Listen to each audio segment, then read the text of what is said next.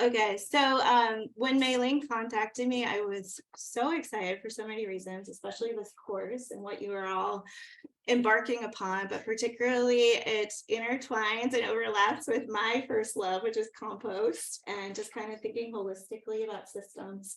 I actually mentioned to Mae-ling, I'm actually wearing my Christmas tree right now. And so there's like this hidden element of how many colors are around you and what waste, like what is considered waste and how to access that. And a lot of it is really just, obviously research, because there's so many indigenous communities and cultures around the world who have been working with and keeping recipes and plant knowledge active.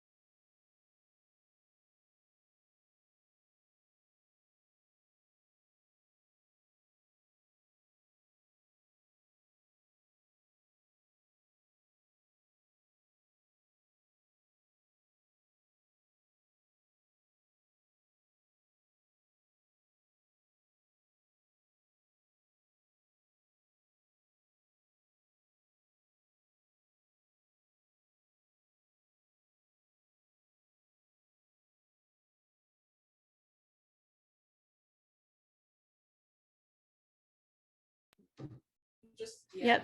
Okay. How important biodiversity actually is in terms of working with plant-based dyes too.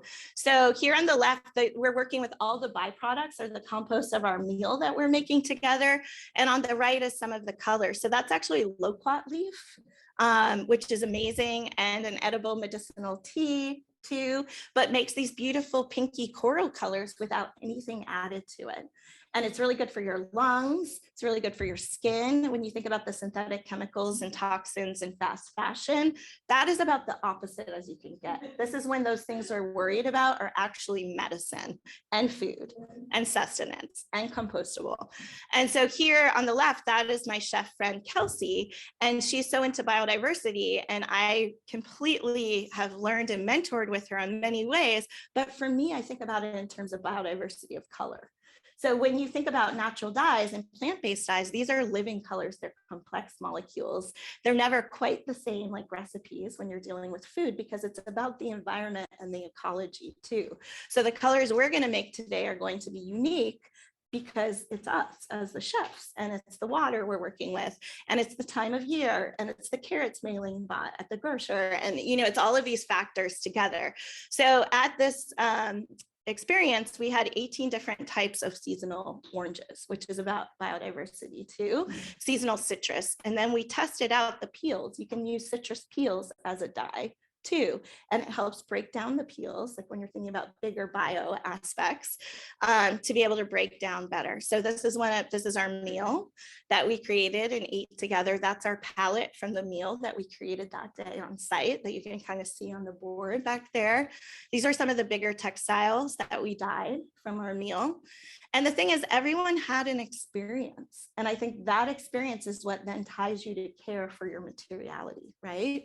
We're so disconnected. And if you're able to even take one item, like whether it's a blanket or, even a piece of artwork or anything, and keep giving it new life, it satiates like that sense of change. And instead, mostly with fast fashion, particularly, we're getting rid of that red dress because it's not changeable and we're tired of it. And with plant-based dyes, it's really great because you can work seasonally, you can keep adding, you can keep shifting, and you also are involved in the process. You can participate in the process. And that participation then helps you care for it and have a memory around it. So this is one of the reasons why I created the seasonal color wheel many years ago, back in 2012, with help of a grad student of mine who was a designer at the time. And I really was just looking for ways of like the seasonal food wheel to show colors that can happen in ways you can modify them according to what mordants you're using, but also just what's possible. So this is a seasonal color wheel for San Francisco. And I was starting to find, like my book, which I'll talk about a little bit later, that it's really helpful for people to just know it exists. Like because of industrialization and kind of monocropping of materials for fibers and for color and synthetics and Dow chemicals, et cetera, people have forgotten basic things. Like many of these dyes, like, red cabbage, even though it can be fugitive, it has been used during World War II as ways of re-dyeing things and something that's affordable and like connective. And this is fig leaf right here on the right. And there's also ways too, this was a dinner that I created. I collaborated with a friend who's a felter and another chef friend in Berkeley. And we made a dinner called Sheep and Weeds. And so on the wall here, this is a large scale installation of wild fennel that grows like a weed throughout the Bay Area. And so that's all wild fennel dye directly on the wall, and thinking about it as color and being able to show what these colors are, what their possibilities are. And so my friend, the felter, she created this large scale installation piece. It was about 20+ feet long and 8 feet wide at the top. So we had to create like a trough basically to dye the whole thing, but it's local sheep wool, and she felted the whole thing. And it's a mixture of dyes of all the weeds that the sheep eat.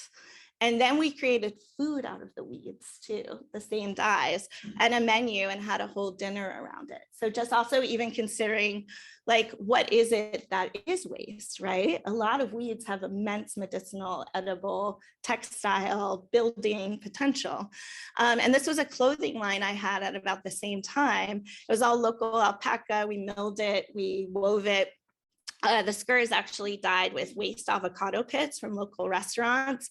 And then the top part is dyed with sourgrass, which is a weed that kind of covers the West Coast in the spring. It's got a lot of oxalic acid in it, which makes it a great dye. But she's standing at that farm where we were doing those dinners, and that's all fava beans behind it, which is a cover crop.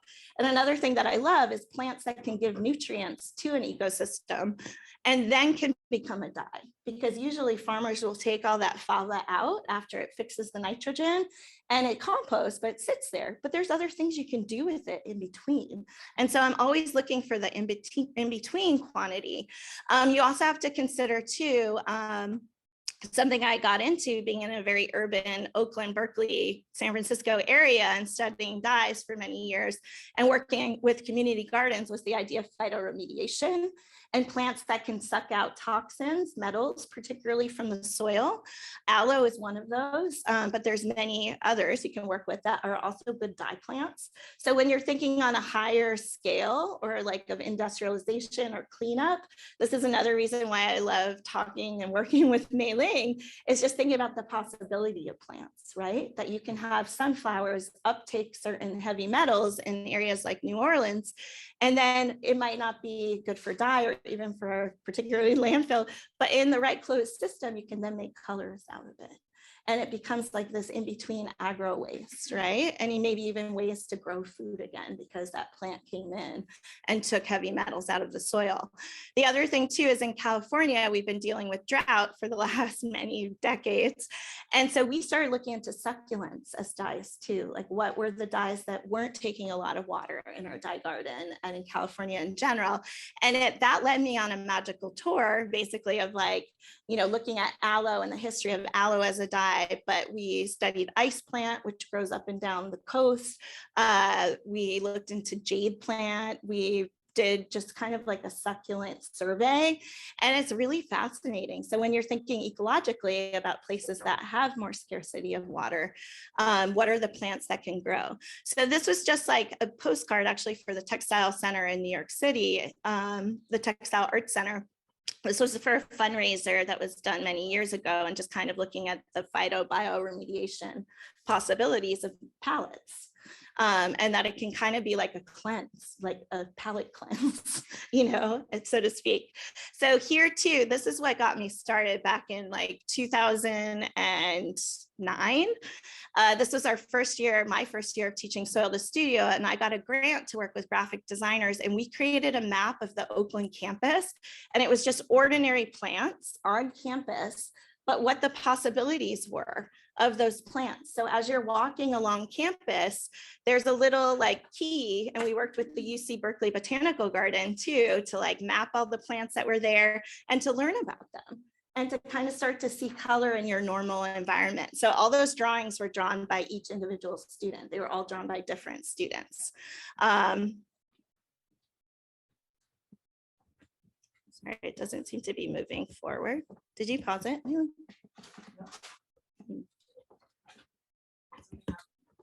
Yeah, it's frozen.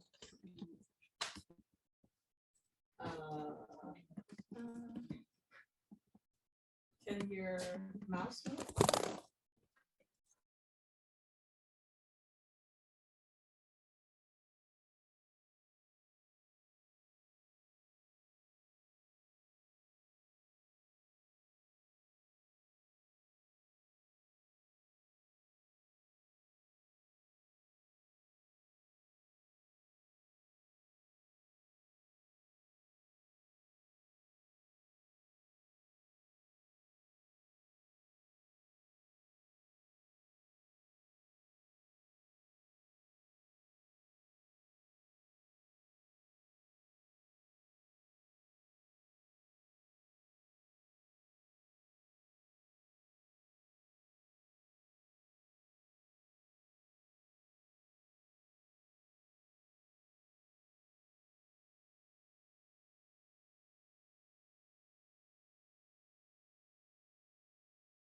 Yep. Mute. Perfect. Okay, I'm sharing. Okay, and we're back. Okay. There we go. Okay, and so here's an image too. This is loquat leaves on campus. And so even just starting to more critically think seasonally about color. So on the bottom, Sorry, yeah. For some reason it's paused again. Okay. So let's do resume share, just the play button. Like, yeah, right up there, yeah, perfect.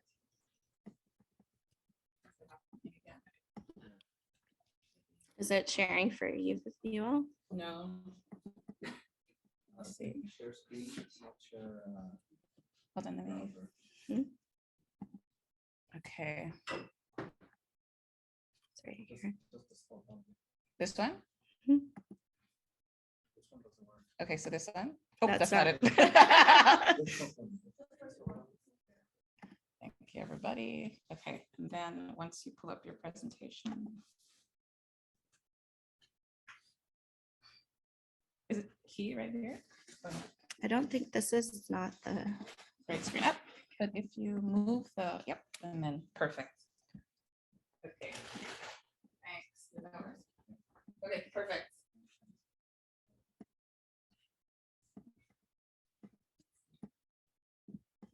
sorry. Escape. I can just talk to you. No. Okay.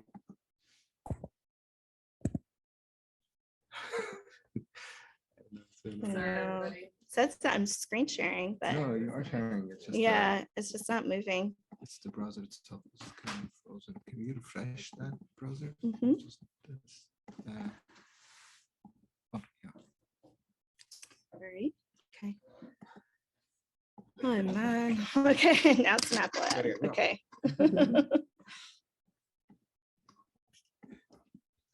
You just, no, I don't think we're dropped. It's just. It says,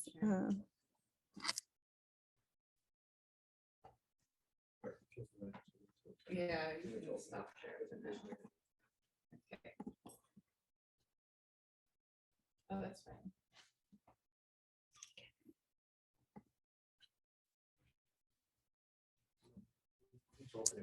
Yeah. yeah, okay. Sorry, No, we're you gonna, don't have to leave. You just need to open the presentation on your slides. You can Okay. Go to Safari, whichever. Okay, yeah, and then you can open up. Is it a Yeah. slide? I have to go into slides, just a second. Okay.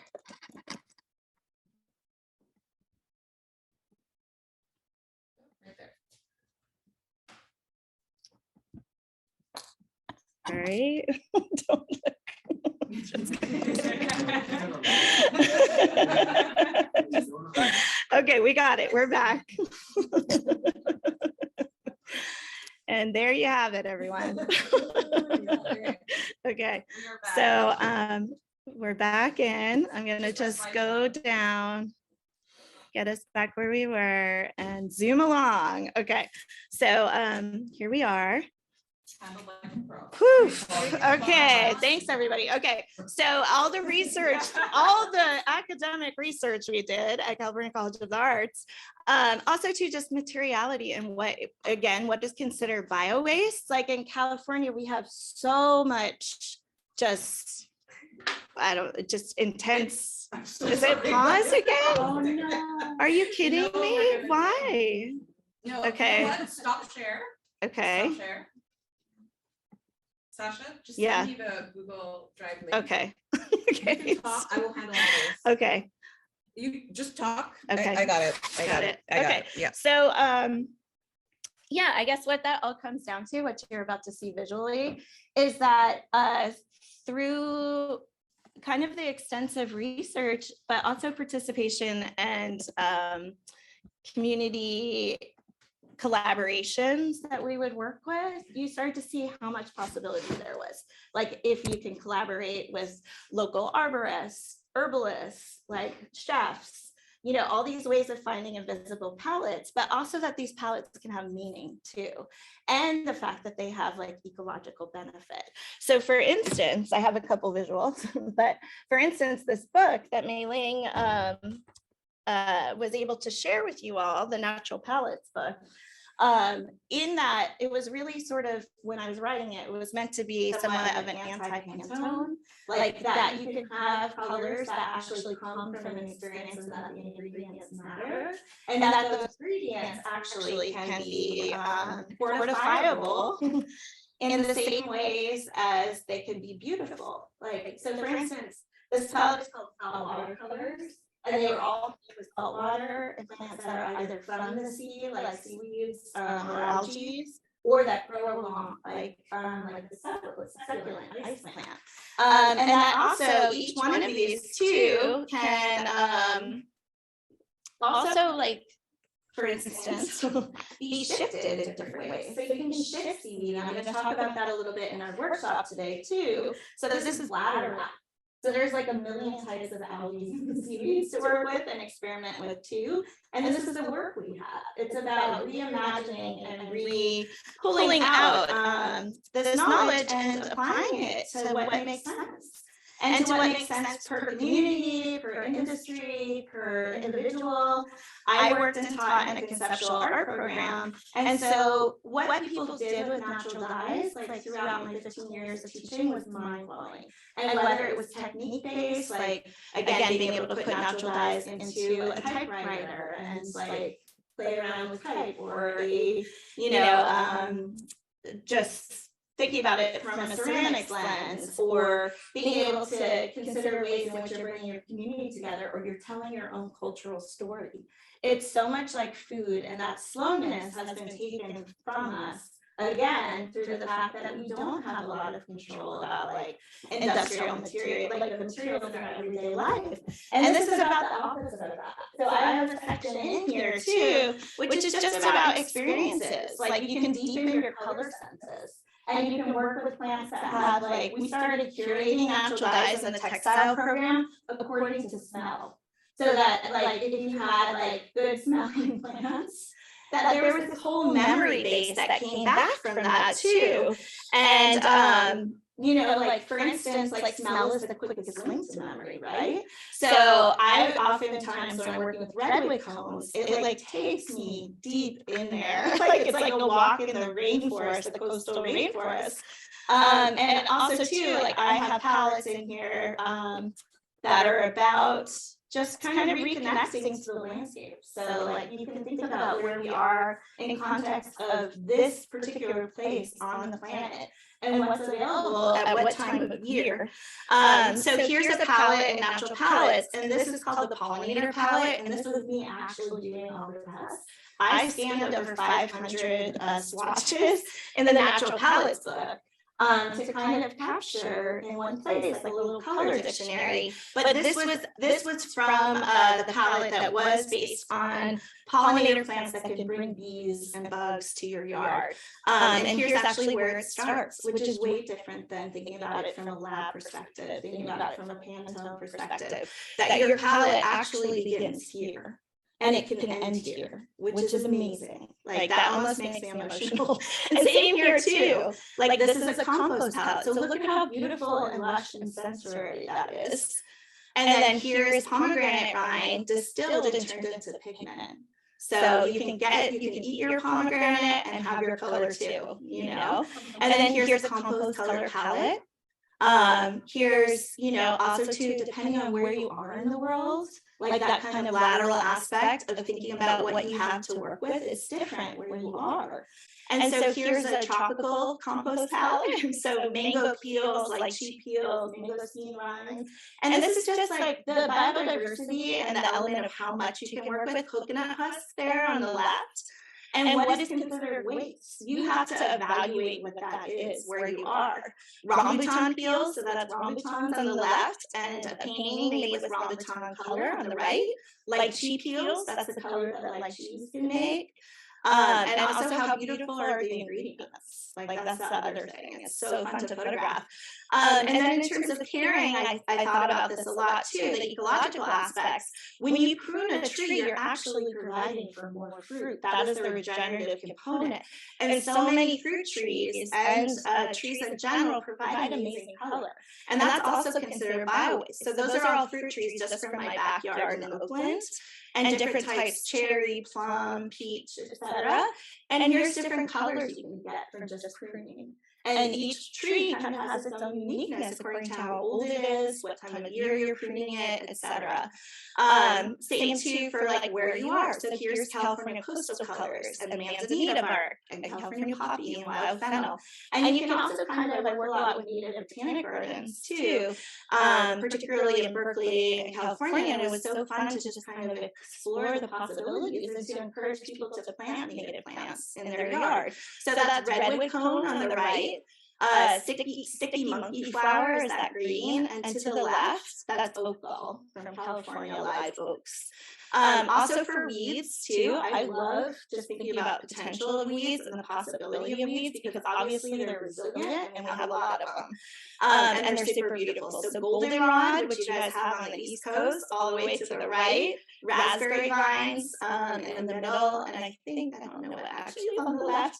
But it's a great way to just kind of consider black walnut hulls, which is an East Coast favorite. Not the walnuts, you can eat the walnuts, but the hulls, the outside green area. And that's the colors that it can make, shifting from nothing to iron on the right. Here too, this is left over from a bouquet. So even think about floral waste and the possibility. These were all flowers in my garden at a particular time, and to the right, the colors they can make. So you can think about different ways of just kind of like gathering. I used to get, when I would teach classes in Sonoma and in Napa, I would get a lot of floral wedding people who were just disgusted with the amount of waste after one day and how much just got trashed and thrown away. And so that's important. And then also to heirloom cues. So again, like seed saving, it's a huge thing in terms of biodiversity. And this was something Mae-ling and I discussed, but as a plant that is important, particularly to Guatemala, I would say corn.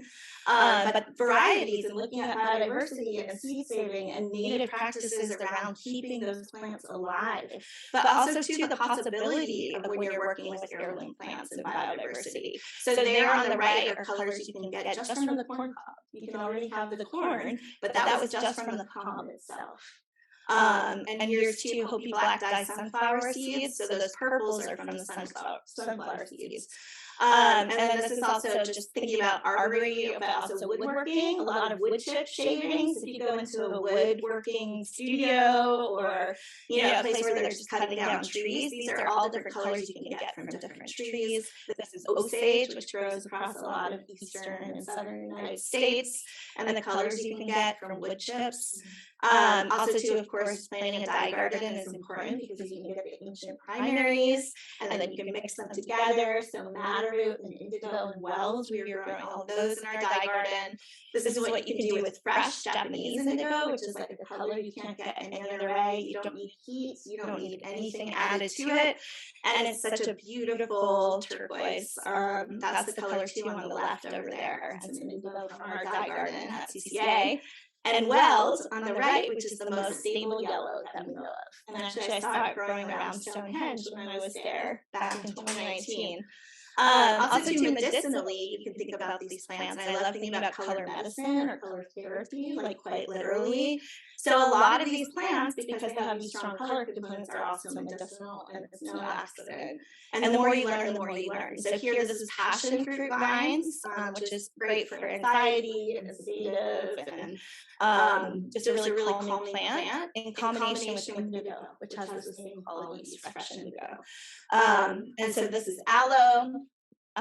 This is red clover. These are all like working with herbalists, highly suggest you learn a ton. And this is just the end of the presentation, but this is just a little bit of field work, just kind of opening. I spent a year from 2019 into 2020, and then very fortunately we got locked down in New Zealand, my family and I, which was wild. But during the whole course, this was just different palettes from different places in the world. So that's a park in Copenhagen in the fall, and just things you can find on the ground, like chestnut husk and dandelions, and there's the chestnut husk on the right. And then these were palettes from the two areas where my grandmothers were from, one from Northern Ireland, that seaweed color on the left, that pink, and that was on site in Ireland, working with that. And then on the right, those are wild rose hips in Holland, and the colors that those make. So you can think very literally too about your connection, like with food, to plants that are meaningful or places that are meaningful.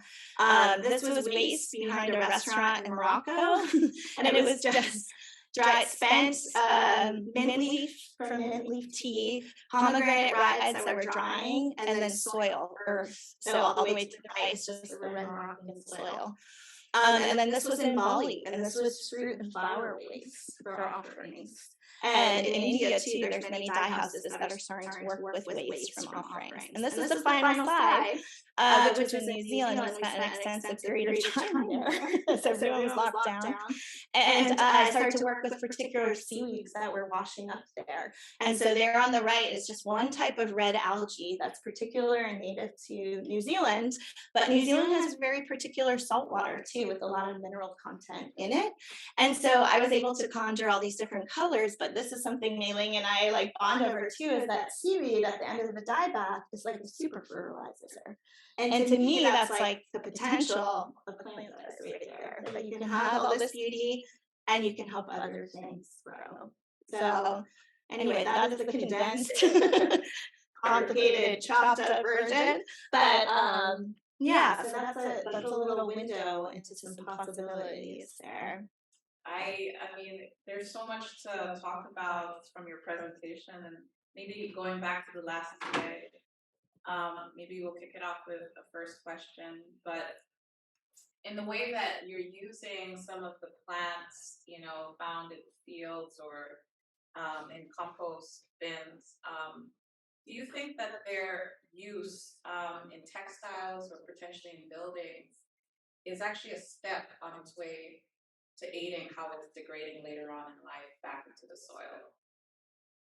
Absolutely. I mean, I feel like that's part of the project. Like this is part of collaboration, which I think is key. Like as an artist, as a practitioner. But I do think that there's so much possibility in terms of material overlaps and the potential of where things can go. But fortifying, like your building processes themselves, or even yeah, I mean, just even as paint, like what you could do for a building, like in terms of UV or medicinal output or beauty or change, and then like to have something at the end of it that's completely holistically regenerative, like that is it's possible. Like we see examples of that in the world, but in our times now, I think that re-engaging conversations and reimagining what's appropriate, right, for where we are at what time, and then experimenting and having the conversation, like the collaborative conversation. Yeah. Questions? Yeah. Seems like it's very nice and like very natural and but my question is like, why is it not using like applied on a larger scale? Like in other words, like why can't it? Yeah, I mean, it can be applied in larger scales, and many people are. And for me, like my role in this, sometimes I get to work really large, which is nice. But my role in it is I get to be kind of a test kitchen, like the little bit of the behind the scenes test kitchen, and then like documenting and photographing the process, and then working with different partners. And so it's been really cool actually to see what is possible, like in terms of larger scale. And even for my MFA, I was doing with Mae-ling, I was working on large scale walls and doing drip irrigation systems with dyes. So the dyes like layered themselves and kind of became alive. And so it was sculptural and kind of living as part of the building itself, but completely non-toxic and connected. It was all about hibiscus for me. It reminded me of one of my grandmas. So, but the possibility is completely there. And with fashion too, like I do work with larger companies and brands. And it's always fascinating just to be like, okay, this conversation just hasn't been had in different forms. And of course, it needs to be appropriate, and I believe in terms of permaculture and design that you scale as it works, right? But this is the point. Just because it hasn't happened doesn't mean that it can't. And it actually has in different forms. Like there's a lot of really interesting work happening out there. What's maybe to Ariel's question, like the spectrum of companies, like from the larger scale, like Levi's, which I know we've worked with, Yeah. versus smaller companies that are doing alpaca wool. Yes. Slowly Yeah. scaling up. Yeah. If you could just shed light on Yeah, well, I would say, too, there's bigger capitalist questions around those elements too, what works. And for me, I'm a big proponent about supporting local and supporting small, but also I'm a big proponent of like what's possible in terms of clean tech and like collaborative elements. So I think in that way, some of these old models probably are outdated, like are oil-based or consumer culture oriented or unit-based. And I think we have to think outside the box. Like, I mean, that's my political opinion too. But one of the things I love about natural dyeing is that it's totally like it's accessible. It's something you can start with like right now when you go home. Like it's about having that knowledge base. And I mean, it's a lot of like herbalism there too, and like diverting from like big tech. Like sometimes you need the bigger textile companies to like make your duvet for you or whatever. But if you want to keep saving that and mending it and tending to it and caring for it or starting your own line and doing it in a way that's ethically, emotionally, ecologically justifiable, there's a lot of ways of starting small and scaling. Wow, so are you in some ways proposing that maybe in the way that you work, especially around social practice, that maybe the target change maker group isn't necessarily big companies like, H&M, blah, blah, blah, but it's actually their consumers who now have all these textile products and they're in the realm of actually generating value. Absolutely. And in fact, too, just like being a slow fashion researcher and having come out of academia and like having a lot of colleagues that focus on this, some of the biggest environmental impacts are just in care. Like buying something that had all of this intensive resource base go towards it. And then keeping it for 6 months and throwing it into the landfill. That's one. The second is just laundering and how you care for your textiles, and probably how you care for your buildings too. But it's about participation. And so that's what I love about natural dyeing is that I will keep things and keep giving it new life. And also because I've put special time into the color, I'll care for the way that I take care of that textile. And so, and I've seen a lot of talented students and, people I've worked with go into bigger companies and then branch off and create something that's like, you got the talent for. So, and it's not to say big companies can have impact too, because there's you do one thing right and there's a bigger impact. But, it's to me, it's about the participation, and that can be community and individual and collective in a lot of ways. That all adds up. Just bridging it to building materials, I'll circle back with a question relative to textiles, but go ahead. Oh, I was gonna just ask 2 questions. One, do you document kind of how the dye wears over time? Yeah. And I'm just kind of curious Yeah, about that. yeah, 'Cause I feel like that's a absolutely. big question It's in terms of important. affordability. And then the other question I have is like where you source or how you source fabrics. Yeah. That's like a whole other Totally. And this is all you basically, I mean, for me, because I'm always doing material exploration, it's a little bit of everything all the time. And it's also because I've been working in this field for like 25 years. I've seen different reasons and different ways that things are applicable. So, in my opinion, just thinking about the craft of use, which is termed by a colleague, Kate Fletcher in London at London College of Fashion. She's one of like the godmamas of slow fashion in general in that term. But the craft of use is really important because sometimes like if you want to have that dress that you don't want to get rid of, it could be good for that color to shift and change. And then you can add to it and keep changing with it.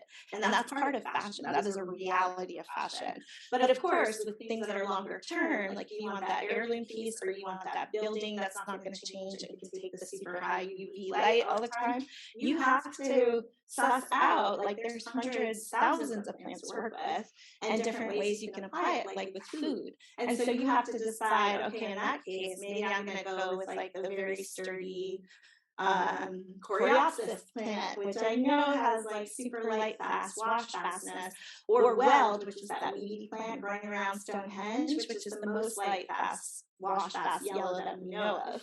Or indigo, which has a very strong stability on a variety of fibers. And so you're kind of curating. You have to keep curating. But what I've seen over the years, and I get a lot of flack for it too in the natural dyeing environment, that I'm open to plants and I like seeing what the colors are.